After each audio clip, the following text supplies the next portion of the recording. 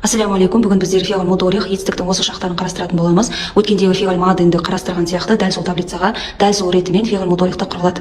Яфалу яфаляни яфалуна, тафалу тафаляни яфална, тафалу тафаляни тафалуна, тафалина тафаляни тафална, афалу нафалу деген сияқты дәл сол ретімен құрастырылады.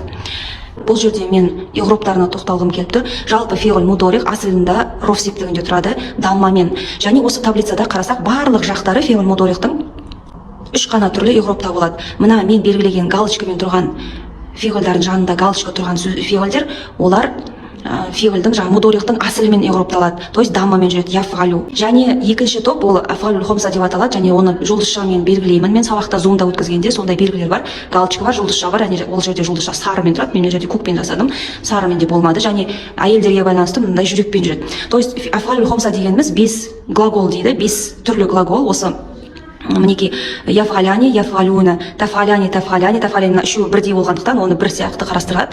Мына жерде тафалуна және тафалина, осындай 5 түрлі фиғыл, ол афғалул хомса деп аталады. Афғалул хомса дегеніміз, егер фиғыл мудорихқа ваул жамаға немесе алиф лиснай немесе яул мухатаба қосылса, ол фиғыл мудорих бізде афғалул хомсадан деп есептеледі. Және афғалул хомсалардың бірдей еуропы бірдей, сондықтан бір түрлі еуропты мен сіздерге мысалмен көрсеттім. Әйелдерге қатысты яфғална және тафғална деген нунун нисуа, то есть әйелдерге қатысты дамир қосылған жағдайда, ол кезде яфғална, тафғална деген осы екеуінің еуропы бірдей болады. Астында еуроптары қарастырылған. Ат-толибу яктубу дәрса, яктубу бұл жерде асылынан, фиғыл мудорих марфуун ля матруфхи дамма.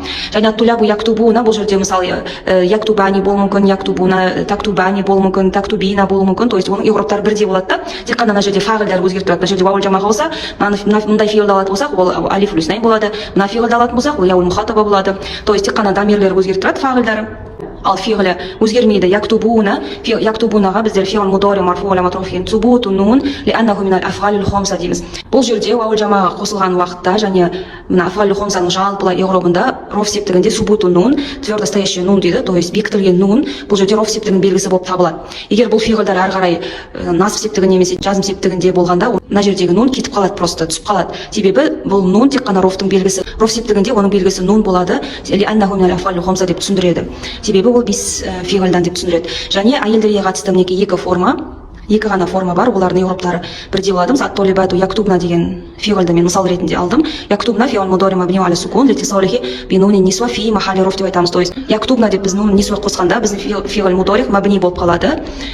Мабни аля сукун нуну нисван қосылған себебінен дейді.